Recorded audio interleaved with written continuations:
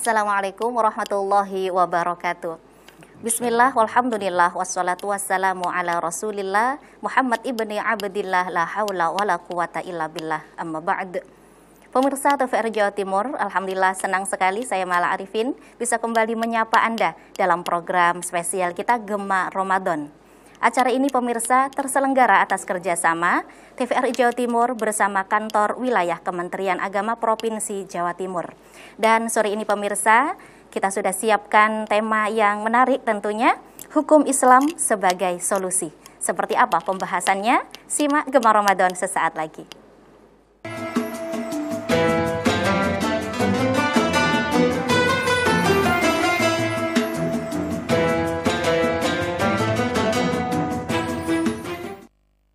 Baik pemirsa TVRI Jawa Timur, alhamdulillah terima kasih Anda sudah berada di Gema Ramadan. Pemirsa, setiap manusia tentunya punya masalah. Dari hal yang terkecil sampai hal yang menjadi beban berat tentunya, Masya Allah. Maka dalam hal ini kita tentunya butuh solusi. Dan pemirsa, oleh karena itu tema kita hari ini adalah hukum Islam sebagai solusi, yang insya Allah akan dijelaskan sampai tuntas oleh narasumber spesial kita yang telah hadir. Beliau Bapak Profesor Dr. Ahmad Zahroh MA. Beliau adalah guru besar UIN Sunan Ampel Surabaya. Kita sapa bersama pemirsa. Assalamualaikum Bro. Waalaikumsalam warahmatullahi wabarakatuh. Sehat walafiat nggih? Alhamdulillah. 1 tahun yang lalu kita berjumpa nggih. Alhamdulillah. Masih diberikan Allah kesehatan, panjang umur. Masya Allah. Insya Allah tema kita hari ini hukum Islam sebagai solusi, Prof ya. Jadi sebagaimana yang saya sampaikan tadi bahwa tentunya kita manusia itu adalah punya masalah begitu ya. Dari hal yang terkecil sampai yang menurut mereka itu beban berat begitu. Nah, bagaimana hukum Islam sebagai solusi ini seperti apa, Prof? Ya tentu kalau bicara hukum Islam untuk bangsa Indonesia, tentu ada dalam wadah Negara Kesatuan Republik Indonesia yang berdasar Pancasila. Hukum Islam tentu dijamin keberlakuannya oleh dasar negara kita dan bahkan oleh undang-undang kita selagi menjadi kesepakatan bangsa ini. Nah, bahwa hukum Islam sebagai solusi bagi umat Islam wajib diyakini. Wajib diyakini, tidak ada hukum selain hukum Islam. Bahkan Allah SWT menyatakan, wa man lam yahkum bima anzalallahu fa ulaika humul kafirun. Orang yang tidak mau atau enggan atau ingkar dengan hukum Islam kafir. Walaupun ngakunya Islam kafir. Ini pernyataan Allah SWT sendiri.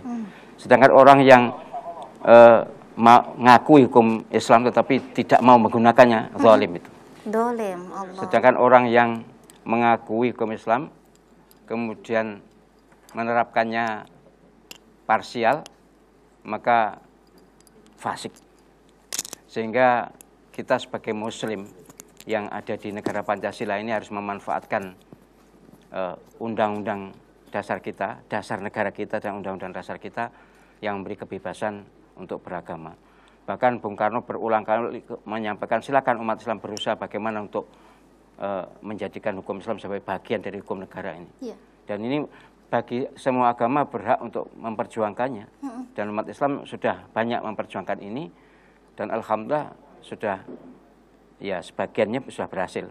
Ya tentu bertahapnya. Yang pasti sebagai umat Islam harus meyakini bahwa hukum terbaik adalah hukum ciptaan Allah SWT. Karena kita ini diciptakan oleh Allah SWT, maka manualnya haruslah dari Allah SWT. Ibarat pabrik sepeda motor, petunjuknya ya harus dari pabrik sepeda motor itu. Undang-undang nomor 1 ya, Prof ya, yang kalau, tidak bisa dipungkiri.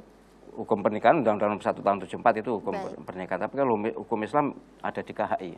Kompilasi hukum Islam itu ada Inpres nomor 1 tahun 91. Baik. Nah, berbicara hukum Islam ini, bagaimana Islam memandang teknologi, Prof? Maaf. Jadi sekarang ini kan dunia IT begitu ya. Jadi hukum Islam itu fleksibel banget ya. Dalil-dalil dalam hukum Islam itu bisa mewadahi segala kemungkinan perkembangan, segala kemungkinan perubahan. Karena kaidah yang populer itu al-aslu fil asya al-ibahah hatta yadulla dalu ala tahrib. Pada dasarnya hukum segala sesuatu boleh. Kalau tidak ada dalil yang melarang.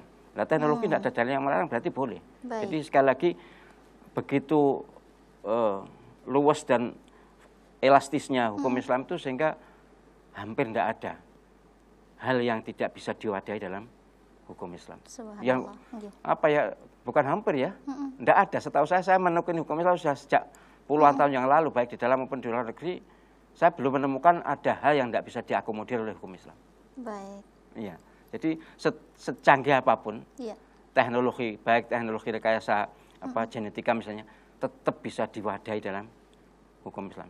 Intinya tidak ada masalah yang tidak ada ketetapan hukumnya dalam hukum Islam itu. Baik, yang itu baik maupun yang buruk ya? Iya, yang baik maupun yang buruk. Baik.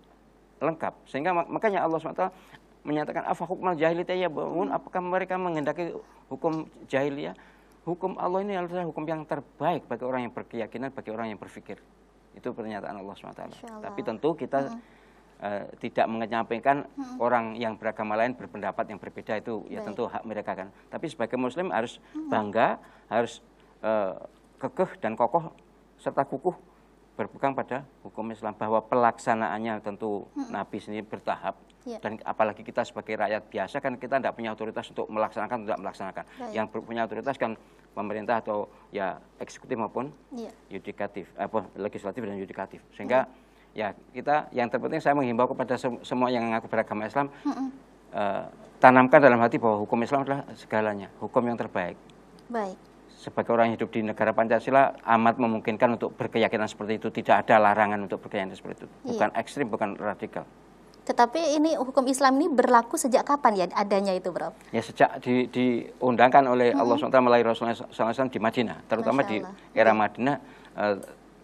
Setelah 13 tahun Rasulullah SAW di Mekah membina akidah, maka 10 tahun di Madinah membina syariah atau membina hukum, baik yang terkait dengan internal umat Islam maupun yang terkait dengan sesama manusia antar umat dan beragama. Sejak itu sampai sekarang hukum Islam tidak berubah ya, Prof ya? Bagaimana? Kalau tidak berubah, jadi fleksibel, dinamis. Jadi kata berubah itu memang relatif juga ya, tergantung daerahnya. Katakanlah begini, misalnya wasarik faqtu adiyahuma jazaa'an bima kasabna. Jadi kalau ayatnya berbunyi pencuri laki-laki maupun perempuan, nanti hukumnya adalah potong tangan. Eksplisit potong tangan. Tetapi pemahaman para ulama, kata potong tangan itu ternyata bukan hanya tangan ini, bisa tangan kekuasaan. Potong itu juga bukan potong dengan pisau, tapi juga potong dengan penjara. Jadi ini soal pemahaman bahwa hukum Islam, ayat Al-Quran maupun hadis itu netral, bisa difahami dengan apapun atau oleh siapapun asal hati taat, akal sehat. Masya Allah. Akalnya sehat, hatinya tidak taat ya tidak mungkin. Hatinya taat, akalnya tidak sehat ya tidak mungkin kan. Hati taat, akal sehat. Artinya hukum Islam itu tadi tidak bisa dimaknai secara gimana ya, Prof? Seperti itu tadi memotong tangan, tidak harus letterlek ya, jadi tidak letterlek, tidak eksplisit. Jadi tidak letterlek. Jadi memang ada pemahaman tekstualis, ada pemahaman kontekstualis. Jadi kalau zaman dulu umumnya memahaminya tekstual. Tapi kalau sekarang umumnya kontekstual. Seperti fikih kontemporer yang saya tulis dalam 3 buku itu hampir seluruhnya adalah pemahaman kontekstual. Sebab untuk memahami dinamika dan mengcover dinamika kehidupan ini, kalau tekstual saja juga memberatkan kita. Baik. Maka Allah SWT dengan sangat-sangat bijak melalui Rasulnya SAW, maka ayat-ayat itu ternyata punya makna banyak. Jadi namanya mustarok ya. Mustarok itu satu kata bisa bermakna beberapa kemungkinan. Masya Allah. Gitu. Jadi sangat tidak mungkin hukum Islam kehabisan kata untuk mengcover masalah. Masya Allah, luar biasa. Karena memang diproyeksikan sampai hari kiamat kan. Al-Quran dan hadis itu diproyeksikan mengcover kegiatan manusia sampai hari kiamat, sehingga tidak ada kehabisan kata atau kehabisan untuk ayat atau hadis solusi, untuk mengcover semua masalah itu, tidak ada. Sebuah masalah, baik. Masya Allah, luar biasa. Prof, saya mengajak dulu ini jamaah yang di rumah. Bagi Anda yang ingin bergabung bersama kami dan ingin curhat mungkin atau bertanya apapun terkait hukum Islam sebagai solusi, insya Allah akan dijawab oleh narasumber spesial kita, Bapak Profesor Dr. Ki Haji Ahmad Zahro MA. Baik, Prof, kita membahas tadi hukum Islam Artinya hukum Islam itu tadi disebutkan fleksibel begitu ya, tidak kaku begitu ya, dan tidak letterlek. Nah, berbicara hukum Islam seperti yang potong tangan kalau mencuri itu ternyata maknanya banyak ya. Dan bagaimana kalau orang yang zina ini, Prof? Ya, itu juga jadi begini, tergantung kita mengambil pemahaman tekstual atau mantuk atau kontekstual atau mafhum. Jadi semua punya kewenangan, dan Nabi SAW memberi ajang jembar bagi umat Islam, para ulama muslim, berijtihadlah, kalau benar dapat pahala 2, kalau salah dapat pahala 1. Jadi tidak ada salahnya. Jadi kalau benar dapat pahala 2 itu pahala ijtihadnya, dan pahala benarnya. Kalau dapat 1 itu pahala ijtihadnya, benarnya karena tidak benar. Artinya ijtihad itu seperti apa, Prof? Ijtihad itu berusaha mempelajari, menggali hukum, jadi namanya istinbat. Jadi istinbat itu menggali dan menetapkan hukum. Misalnya hukum zina itu. Bagi pemahaman tekstual ya dicambuk 100 kali. Betul. Tapi bagi pemahaman kontekstual, apa yang kira-kira seimbang dengan 100 kali? Cambuk itu. Hukum rajam, tapi hukum rajam itu di Quran sudah dimansuh. Di hukum rajam itu hukum lempar sampai mati itu. Dulu memang pernah dilaksanakan atas permintaan yang bersangkutan, tapi kalau sekarang memang kayaknya sudah mulai dieliminasi, diganti dengan hukuman yang setara. Baik, sebelum kita lanjutkan, sudah ada penelpon yang sudah masuk, Prof. Kita sapa terlebih dahulu. Assalamualaikum. Assalamualaikum. Halo, Assalamualaikum. Ya. Waalaikumsalam. Dengan Bapak siapa di mana, Pak? Pak Badawi dari Lamongan. Pak Badawi di Lamongan, monggo. Ada yang ditanyakan, Pak Badawi? Yang saya tanyakan masalah terawih. Masalah terawih. Ada yang menjalankan 23, ada yang menjalankan mana yang baik ini? Maaf, volume televisinya bisa dikecilkan, Pak Badawi, dan diulang pertanyaannya? Iya. Terawih itu. Terawih itu ada yang menjalankan 23, ada yang menjalankan mana yang baik? Baik, masalah rakaat tarawih ya? Iya. Terima kasih Pak Badawi di Lamongan. Monggo, Prof. Iya. Baik, ini pertanyaan yang sering kali ya setiap tahun disampaikan. Jadi begini, ada banyak hadis Nabi SAW, baik yang dilaksanakan maupun yang disabdakan. Intinya begini, kalau sholat tarawih itu historisitasnya ada di Sayyidina Umar. Pelaksanaan sholat tarawih itu memulai dari Sayyidina Umar. Sebelumnya namanya Qiyamul Ramadan atau Qiyamul Lail. Qiyamul Lail itu sholat malam di luar dan di dalam Ramadan. Tapi kalau sholat khusus malam Ramadan, Qiyamul Ramadan. Baik. Nabi mengerjakannya di depan para sahabat 8 rakaat, 4-4, tapi jam 2 malam. Jadi kalau kita kerjakan sore, ya maka ya Qiyamul Ramadan, bukan sholat tarawih. Baik. 8 rakaat. Kemudian yang dikatakan Sayyidina Umar dan para sahabat 20 rakaat, itu sore setelah Isya, tapi 20. Dan itu sepakati para sahabat. Dan kita yang menekuni hukum fikih punya keyakinan bahwa mereka mustahil ngarang sendiri. Pasti mendapatkan bimbingan dari Rasulullah SAW, baik langsung teriwayatkan maupun tidak. Memang ada beberapa riwayat yang menyatakan tidak teriwayatkan dan menyatakan diriwayatkan. Tapi prinsipnya Sayyidina Umar dan para sahabat, Sayyidina Utsman, Sayyidina Ali, sampai sekarang di Mekah Madinah, dan bahkan saya tarawih di seluruh negara Arab itu semuanya 20. Karena memang ini yang nomenklatur tarawih itu ini. Sebelum itu bukan tarawih namanya. Yang disebut dalam sejarah Islam, sejarah perkembangan hukum Islam itu yang disebut tarawih itu yang diinisiasi oleh Sayyidina Umar dan para sahabat itu 20. Baik. Ini benar juga. Imam Malik berpendapat sholat tarawih itu 36 plus 3, 39. Masya Allah. Imam Tirmidzi 46 plus 3, berarti 49. Dan di Yaman sekarang juga ada yang memahami bahwa tarawih itu 100 rakaat. Allah. 100 sampai jam 2 malam, dari sore Isya. Dan itu semua ada dasar. Karena Nabi SAW bersabda, sholatul lail masna. Jadi sholat malam itu 2 rakaat. Nah, sampai fajar. Nabi SAW menyatakan, kalau kalian kepepet fajar, silakan sholat 1 rakaat untuk witir. Berarti difahami para ulama antara setelah sholat isya masna-masna itu terserah mampunya berapa. Baik. Jadi Pak Badawi, sholat tarawih itu berapa rakaat pun benar. Bahkan tidak sholat tarawih itu masih boleh. Jadi yang tidak boleh itu tengkar per rakaat tarawih.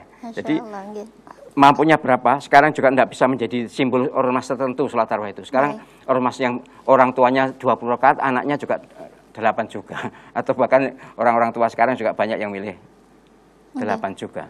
Jadi sekali lagi kalau jumlah rakaat tarawih ini semampunya, sebisanya, yang penting jangan tengkar.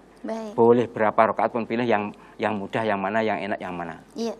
Nah, berbicara tarawih tadi, Prof, banyak sekali kita dapat info ya, ilmu dari WA ke WA begitu, bahwa malam kesekian itu sholat tarawih pahalanya seperti ini. Ini bagaimana, Prof, dalam hukum Islam sebenarnya? Saya dengan sangat mohon maaf, saya tidak punya sumbernya dari Nabi SAW, itu pendapat seseorang ya, pengarang kitab itu. Ya. Saya juga tahu kitabnya, tapi tidak enak disebutkan. Ya boleh setuju, boleh tidak, tapi itu masalah keutamaan kan masalah ghaibiyat, masalah metafisik. Harusnya Nabi yang mengatakan. Jadi kalau dikatakan oleh seseorang, oh malam pertama begini, boleh dipercaya, tapi boleh juga tidak dipercaya. Karena apa-apa yang terkait dengan ghaibiyat, dengan yang metafisik itu harusnya wahyu Nabi SAW. Atau itu dianggap ilham, silakan. Tapi memang hadis lemah pun susah dipakai, apalagi ini pendapat orang. Tapi kalau dianggap sebagai nasihat, motivasi ya motivasi boleh ya Prof boleh ya untuk meningkatkan ibadah itu ya, Masya Allah. Motivasi. Baik, nanti kita akan lanjutkan Prof ya sesaat lagi. Pemirsa jangan kemana-mana, Gemar Ramadan akan segera kembali.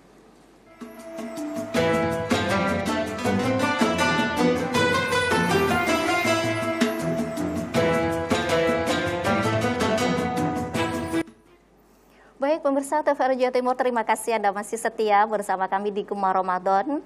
Acara ini pemirsa terselenggara atas kerjasama TVRI Jawa Timur bersama Kantor Wilayah Kementerian Agama Provinsi Jawa Timur.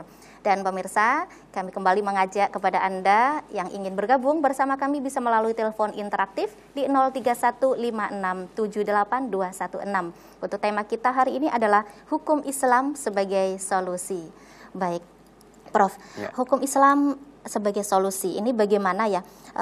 Kita ini banyak yang memandang seolah-olah Islam itu terbelakang, menutup diri pada perubahan, bahkan segala sesuatu yang tidak ada pada zaman Nabi ini dianggap bid'ah.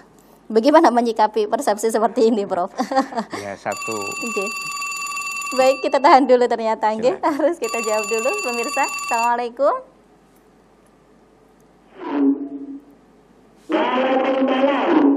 Baik, Pak Saifuddin di Nganjuk, betul? Masya Allah, gimana sehat-sehat ya Pak Saifuddin? Monggo pertanyaannya. Pertanyaannya begini, ada berapa jumlah rukun Islam dalam ajaran agama Islam? Yang kedua, bagaimana caranya agar bisa tetap bermaksiat? Bagaimana?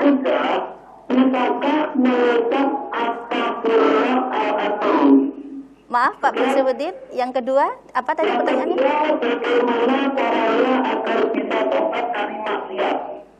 Dapat? Yang ketiga, bisakah merusak astagfirullah aladzim? Sekian, terima kasih dan wassalamualaikum. Baik, waalaikumsalam warahmatullahi wabarakatuh. Luar biasa semangatnya beliau. Sampai suaranya nggak jelas ya? Iya, suaranya kurang jelas ya.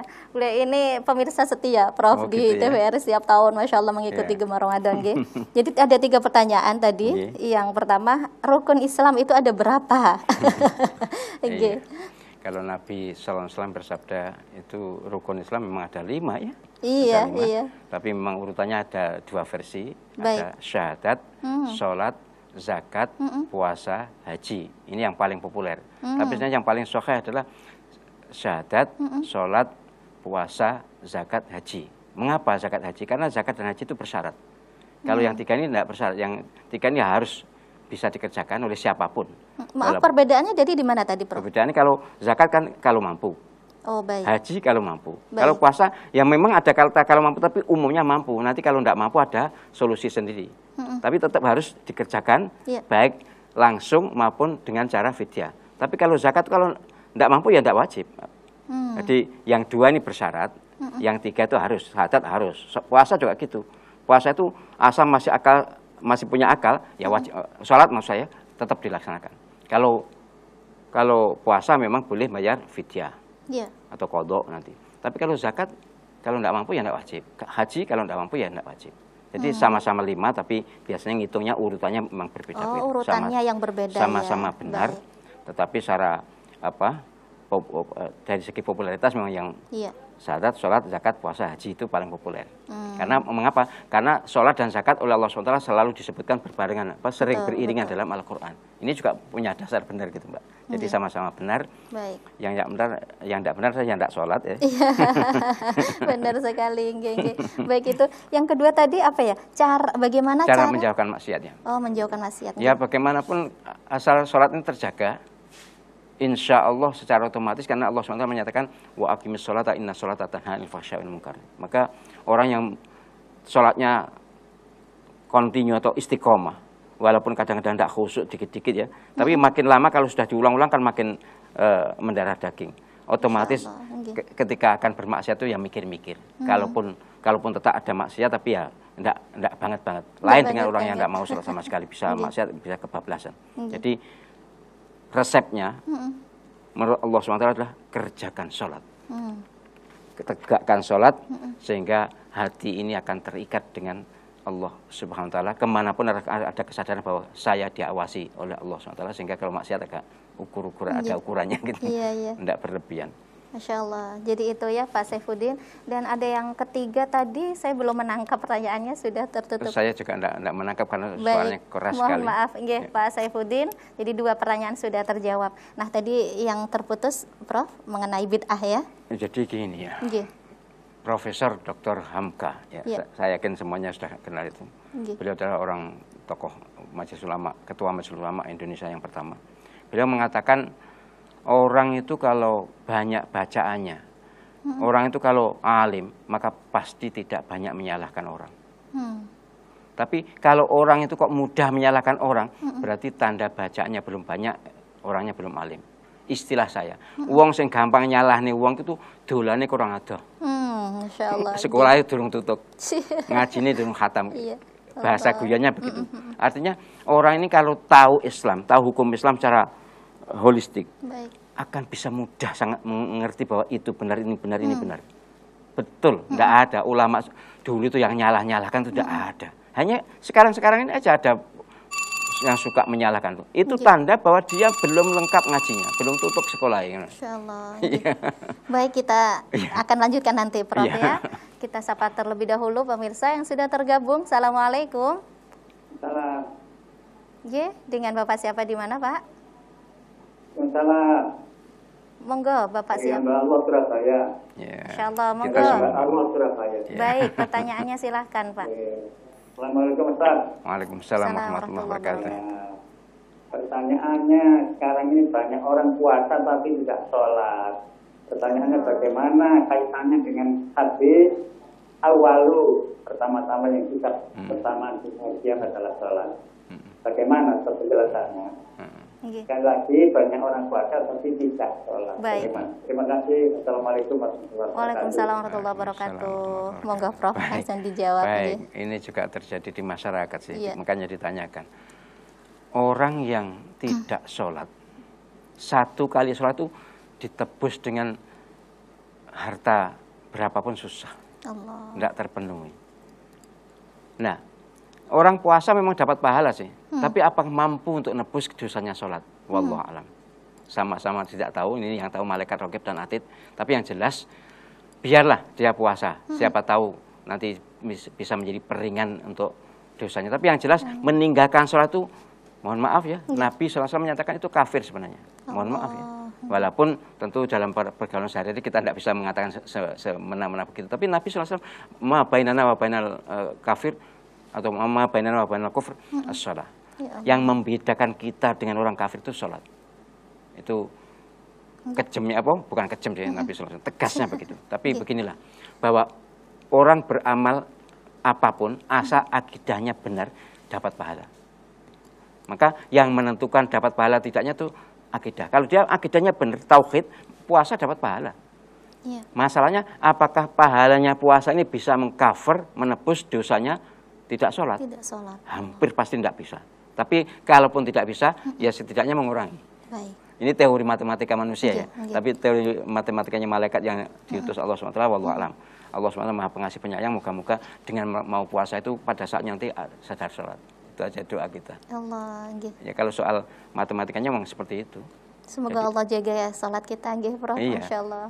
Baik, itu Bapak yang di Surabaya tadi, nggih, sudah terjawab dengan jelas, Masya Allah. Nah, artinya tadi menyambung pertanyaan saya tadi, Prof, mengenai bid'ah, nggih.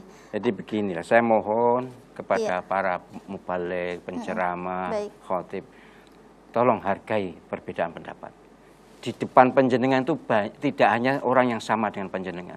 Ada orang yang berbeda dan mereka juga punya guru, punya dalil, punya ulamanya juga. Jadi semua apa yang ada di masyarakat kita ini sudah ada gurunya, ada kitabnya, ada sanadnya, nyambung kepada Rasulullah SAW, hanya berbeda pemahamannya. Gampangnya gini, saya beri contoh. Aula mastumun nisa, atau kalian menyentuh wanita, maksudnya persentuhan pria wanita, apakah membatalkan wudhu atau tidak. Itu ayatnya tegas. Aula mastumun nisa 2 kali, An-Nisa ayat 41 dan Al-Maidah ayat 6. Tegas begitu. Begitu tegasnya, tapi ternyata pemahamannya juga berbeda. Baik. Imam Abu Hanifah menyatakan bahwa persentuhan antara lain jenis itu tidak batal. Kalau tidak syahwat, dalam pengertian sudah syahwat untuk ke tingkat hubungan suami istri. Sedangkan Imam Syafi'i pokoknya menyentuh batal. Iya. Imam Malik dan Imam Ahmad bin Hanbal menyentuh yang dengan syahwat itu yang batal. Artinya sama katanya, sama bunyinya, tapi pemahamannya berbeda. Padahal itu Al-Quran, apalagi nanti hadis. Betul. Jadi janganlah kita menyalahkan orang yang berbeda dengan kita. Apalagi membid'ahkan. Saya khawatir sabda Rasulullah dalam hadis Bukhari menyatakan, siapa yang mengkafirkan saudara sama muslim maka dia kafir duluan atau dua-duanya. Siapa yang mengatakan bid'ah saudaranya maka dia bid'ah duluan atau dua-duanya. Dan seterusnya. Jadi intinya tidak ada untungnya kok panjenengan membid'ahkan atau menyalahkan kelompok lain, itu tidak ada untungnya. Yang kelompok yang disalahkan tersinggung juga tidak akan berubah. Panjenengan belum tentu benar, akan ada tuntutan karena menyakiti hati orang itu kan tidak dapat pahala, malah dosa kan. Baik. Orang dikatakan bid'ah, orang dikatakan sesat kan sakit hati. Padahal belum tentu bid'ah, belum tentu sesat karena perspektif yang berbeda. Wong kepada lain agama aja kita tidak boleh mencela kok. Masya Allah. Okay. Lain agama padahal jelas lain agama sudah jauh lah. Ini sesama muslim ya. Innamal mu'minuna ikhwah. Sesama muslim itu saudara, ya sudahlah, biarlah mereka. Kalau memang mau menegur, tegurlah secara pantas dan berharga. Jangan yang sholat diperkarai, yang tidak sholat dibiarkan. Oh itu malah salah. Yang sholat dibid'ah-bid'ahkan karena sholatnya begini-begini. Yang tidak sholat malah tidak apa-apa. Iya. Tidak boleh lah. Masya Allah. Jadi harus lapang dada. Apa yang disampaikan Profesor Hamka itu sangat benar, bahwa orang yang sudah alim itu tidak akan banyak nyalahkan orang, itu tidak akan. Tapi orang yang banyak nyalahkan orang itu pertanda dia belum alim. Itu Prof Hamka. Tetapi ketika kita ada orang yang dalilnya apa, bid'ah, itu bagaimana ya jawaban kita, kalimat kita yang mudah untuk meluruskan itu? Ya Prof? Memang gini, itu perlu ilmu juga. Tapi secara umum yang bisa disebut bid'ah adalah yang terkait dengan akidah dan ibadah madhah, ibadah murni. Sedangkan ibadah muamalah itu tidak bisa ditempeli bid'ah karena itu banyak kreasi. Baik. Katakanlah andai kata tahlil disebut bid'ah. Yang mana bid'ahnya?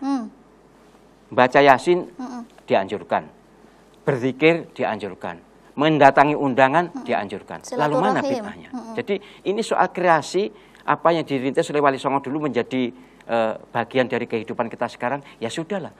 Biar bagi yang biasa melaksanakan, biar. Yang tidak melaksanakan ya sudah, diam aja, tidak usah maidu atau tidak usah mencela. Bedanya hanya sedikit kok yang tahlilan dengan yang tahlilan. Yang tahlilan dapat berkat, yang tidak tahlilan tidak dapat berkat, itu aja. Baik Prof. Mengenai hukum Islam sebagai solusi ini melebar dan meluas sekali ya. Memang luas. Jadi saya ingin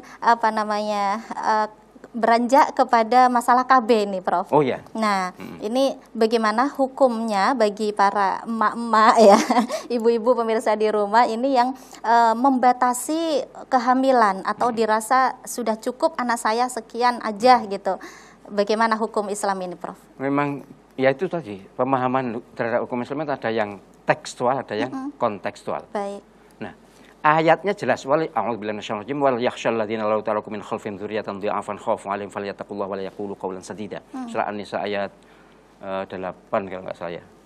Baik. Jadi intinya kita ini oleh Allah SWT diwanti-wanti jangan sampai meninggalkan generasi yang terbelakang, generasi miskin, generasi yang yang menjadi beban.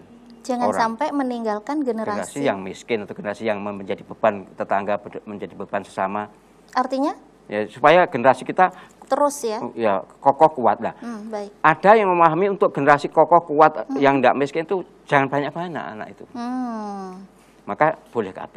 Baik. Lah KB ini ada dua versi, KB tahdid dan KB tanzim. KB tahdid itu KB membatasi. Kalau membatasi diputus, lah itu setahu saya semua ulama kompak tidak boleh.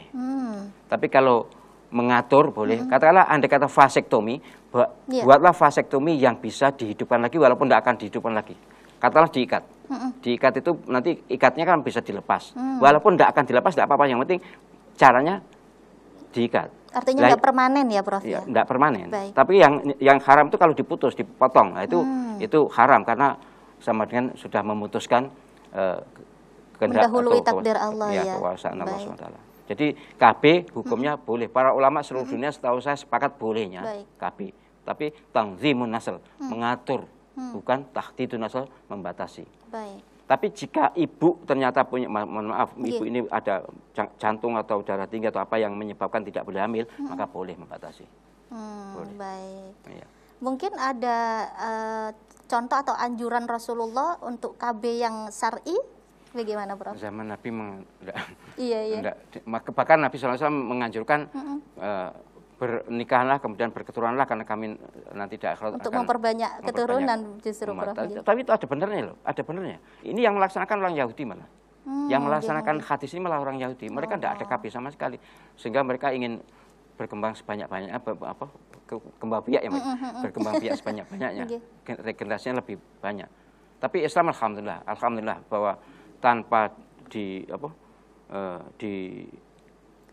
dengan di KB pun umat Islam tetap jalan karena nikah itu adalah lembaga yang sangat terhormat sehingga dalam Islam orang punya keturunan itu adalah ibadah dan termasuk saham atau andil pada perkembangan dakwah Islam. Insya Allah luar biasa. Profesor Roger Garudi masuk Islam gara-gara melihat bahwa di dunia ini lembaga pernikahan yang paling sahih yang masih dihormati adalah Islam.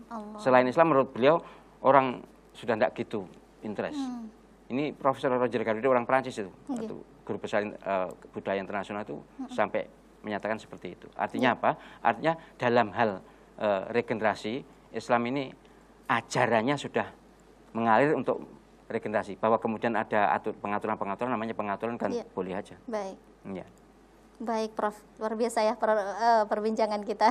Saya kembali mengajak pemirsa yang di rumah ini. Sayang sekali pemirsa kalau Anda tidak tergabung atau bertanya langsung ini mumpung ada ahlinya loh, Masya Allah. Bisa melalui telepon interaktif di 03156782216. Tema kita hari ini adalah hukum Islam dalam sebagai solusi. Iya. Baik, Prof. Kita beralih kepada koperasi, Prof. Oh ya. Nah, ini ada di kampung-kampung atau di masyarakat ini PKK begitu kan ya. Nah, itu membentuk koperasi dalam rangka untuk membantu bagi mereka yang ingin meminjam. Nah, tetapi tentunya di situ ada yang namanya bunga. Iya, bunga, betul. Nah, ini ada nih salah satu jamaah yang bertanya, Prof, ya, bagaimana kalau kita hanya sekedar, kalau nggak ikut-ikut nggak enak, nah gitu, sungkan, hanya untuk kebersamaan. Tetapi bagaimana hukum dalam Islam sebenarnya, Prof? Baik, sekali lagi untuk memahami ini pun juga ada kaum tekstualis dan kontekstualis. Yang menyatakan, oh tidak boleh karena ini begini, silakan, itu benar. Tapi banyak juga yang menyatakan, boleh selagi satu, tidak ada pemerasan, dua, tetap ada ta'awun, tolong-menolong, tiga, tidak bersifat perorangan. Ini yang menyebabkan disebut riba itu kali ini. Kalau ada pemerasan, kemudian menghilangkan tolong-menolong, kemudian perorangan, itu tidak boleh. Perorangan ini yang bagaimana? Bukan lembaga, bukan bank. Makanya bank swasta juga masih diperdebatkan. Kalau bank negara kan jelas bukan perorangan. Tapi kalau bank swasta walaupun banyak tapi kan umumnya kembali kepada pemiliknya. Iya. Kalau pemiliknya sudah go atau bank swasta yang go internasional atau apa go public, maka itu sama dengan bank negara. Berarti artinya, yang dikelola PKK ini termasuk yang kan bukan perorangan ini. Jadi ini bukan perorangan, juga tidak memeras. Baik. Juga tidak menghilangkan tolong-menolong. Maka ada yang membolehkan, bukan ada, banyak kok. Ulama fikih kontemporer umumnya membolehkan. Baik. Ya gampangnya berulang kali saya sampaikan bunga dan riba itu keluar dari mulut yang sama atau dari dubur yang sama. Ibaratnya kopi luwak dan telek luwak lah. Ya. Kopi luwak dan telek luwak itu keluar dari dubur luwak, tapi kopi luwak haram, telek luwak halal. Bunga namanya riba jelas haram, pasti sudah tidak diperselisihkan. Tapi bunga ini diperselisihkan, ada yang menyamakan dengan riba, ada yang tidak menyamakan. Dalam nama pun nomenklaturnya bunga itu sudah bahasa Arabnya faidah, bukan riba. Tapi sekali lagi orang yang mau mengatakan sama dengan riba ya silakan. Iya. Baik, menarik sekali ya mengenai riba dan koperasi. Nanti kita akan lanjutkan, Prof ya. Pemirsa jangan kemana-mana, Gemar Ramadan akan segera kembali sesaat lagi.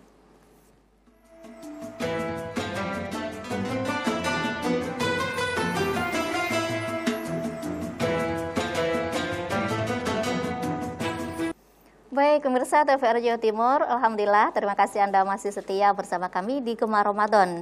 Untuk tema kita hari ini adalah hukum Islam sebagai solusi.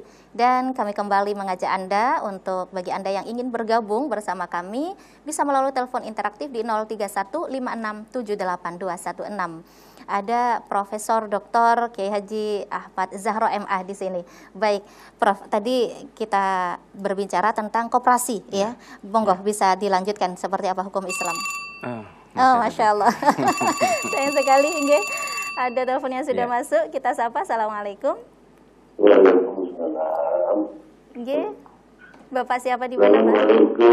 Waalaikumsalam warahmatullahi wabarakatuh. Waalaikumsalam warahmatullahi wabarakatuh. Dengan Bapak siapa? Di mana, Pak?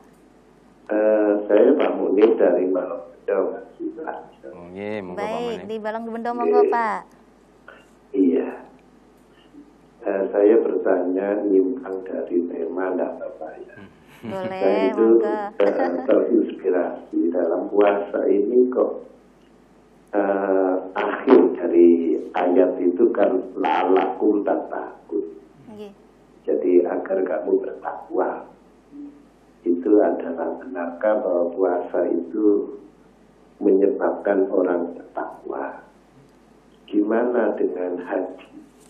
Haji itu sudah menunggunya lama, biayanya mahal, juga pelaksanaannya di sana cukup melelahkan, baik visi maupun lamanya waktu yang di sana. Kok tidak ada ayatnya yang la'allakum tattaqun? Baik. Nyuwun penjelasan Prof. Jarod. Assalamualaikum warahmatullahi wabarakatuh. Waalaikumsalam warahmatullahi wabarakatuh. Terima kasih Pak Muid di Balongbendo. Monggo, Prof. Baik, ini sesungguhnya cara Allah SWT memotivasi hambanya ya. Kalau haji atau zakat itu tidak semua mampu. Puasa itu adalah semua dianjurkan, bahkan Allah SWT menyatakan as-shaum mulia. Puasa itu milik Allah SWT yang didelegasikan pada manusia, sehingga ada janji khusus la'allakum tattaqun. Tapi bukan berarti yang lain tidak ada. Kalaupun tidak ada tekstual la'allakum tattaqun, tapi misalnya al-hajjul mabrur laisa lahu jazaa illal jannah itu kan ya lebih besar ya. Lebih besar kan. Dan orang yang takwa juga sama masuk surga juga sama ya, masuk Prof. surga, tapi ini langsung jujuk surga. Langsung jujuk. Enggak wasilah apa-apa, jadi langsung orang yang haji mabrur surga gitu. Kemudian orang yang zakat bersih hati, bersih diri dan didoakan Nabi sallallahu alaihi wasallam juga ada ayatnya. Teksnya yang membuatkan sami, Pak Munif. Jadi cara Allah SWT memberi hiburan kepada umat Islam yang tidak bisa zakat dan tidak bisa haji ya melalui puasa ini. Kemudian sholat tanha 'anil fahsya' wal munkar, tidak pakai istilah tatakun, tapi tanha 'anil fahsya' wal munkar juga surga jurusannya. Takwa juga surga jurusannya. Jadi semuanya jurusannya sudah surga, hanya cara ekspresinya Allah SWT membedakan. Mengapa? Karena puasa ini adalah sesuatu yang ya membutuhkan iman kokoh. Ya lainnya membutuhkan iman kokoh ya, tapi wong nek gak kokoh imannya ya susah untuk puasa 1 bulan, Mbak. 1 bulan sehari penuh enggak makan, enggak minum, enggak mengerjakan apa-apa yang dilarang, sungguh enggak mudah. Nah, yang mampu ini maka akan mendapatkan kartu takwa ya. Kartu takwa. Bukan hanya bukan la'allakum tattaqun, nanti ada la'allakum tashkurun, apa? Yarsudun. Jadi ada banyak la'alanya, ada banyak harapannya. Tapi yang paling dekat memang takwa. Masya Allah. Itu soal cara motivasi Allah SWT membesarkan hati orang yang hampir semuanya umat Islam yang aku Islam bisa berpuasa. Maka itu jaminannya. Artinya jangan sampai kalau gitu saya puasa aja nggak usah haji gitu ya, Prof ya. Enggak, jadi orang yang bertakwa mesti akan melaksanakan perintah imtitsalul awamir wa nawahi. Jadi orang yang bertakwa itu mesti melaksanakan perintah dan menjauhi larangan. Perintah puasa dilaksanakan. Perintah sholat laksanakan, zakat kalau mampu, haji kalau mampu. Baik. Iya gitu. Baik, itu jawabannya nggih Pak Munif ya, jadi di Balong Bendo. Baik, monggo dilanjutkan tadi Prof. Iya, baik yang mengenai koperasi tadi ya. Terkait dengan kehidupan bermasyarakat, koperasi. Itu ya rambunya sama. Jadi jika koperasi itu bersifat kelembagaan, kemudian tidak menghilangkan ta'awun, lalu tidak ada pemerasan, maka boleh. Hanya saya sarankan jangan istilahnya koperasi simpan pinjam, itu nama itu akan mengganggu dalam psikologi manusia. Jadi koperasi barokah misalnya kita kan bagus, jangan koperasi simpan pinjam.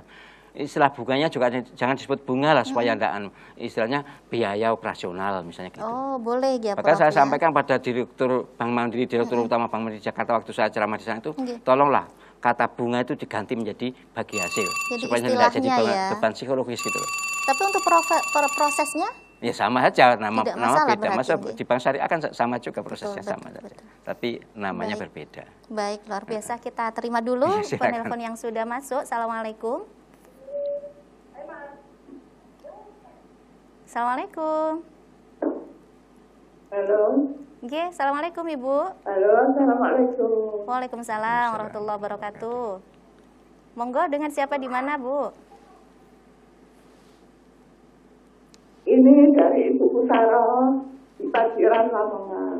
Baik, Bu Kusaro monggo, Lamongan lagi nggih. Pertanyaannya. Nggih. Apakah yang terus untuk dalam sholat, surah Al-Quran dan Al-Nasi? Mohon maaf, bisa diulang Ibu? Volume televisinya bisa dikecilkan terlebih dahulu. Dan pertanyaannya diulang. Iya. Nggih. Baik, silakan. Apakah yang kita sholat untuk dalam sholat surah Al-Quran dan Al-Nasi? Assalamualaikum warahmatullahi wabarakatuh. Baik, waalaikumsalam warahmatullahi wabarakatuh. Yang kami tangkap, terima kasih Ibu Kusaro tadi ya di Paciran Lamongan. Khusyuk dalam sholat, Prof, dalam Al-Quran seperti apa yang dimaksudkan? Kalau Quran jelas ya. Alladzina yadhunnuna annahum mulaqu rabbihim illa 'alal khasyin alladzina yadhunnuna annahum mulaqu rabbihim wa annahum ilaihi raji'un.